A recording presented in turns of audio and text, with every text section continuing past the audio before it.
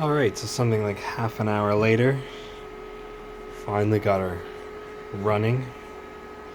So, kind of can do all the usual stuff. Bypass these. Hard to do handed, there we go. So it'll do the usual thing, it'll heat all the chemicals on the side, all that good stuff.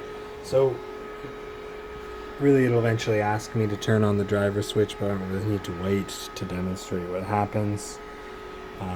It's going to come on down here. So obviously here's the switch, and you'll note that when it's flipped, the power PCB here drops out, at least all the red lights go out, but the control board does stay on, and it'll sit here and you'll hear the relays click and it'll flick on, click each time. But the switch here, the breaker, it's not tripped.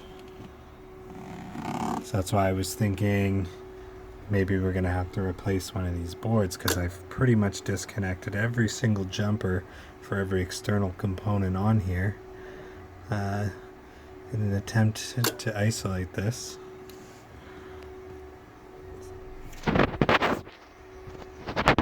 Including the ones on the other side.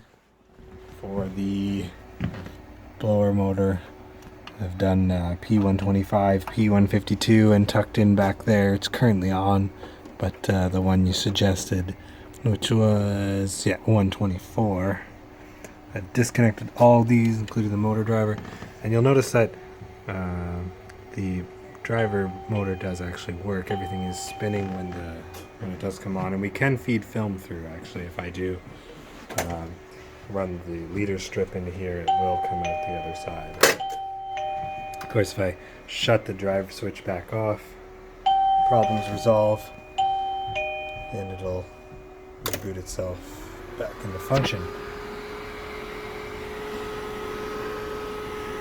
So originally I thought maybe I should do the power board here, but I mean, when all the voltage tests well, still getting the 5 volts solid here to the board, the 25 volts here on this jumper.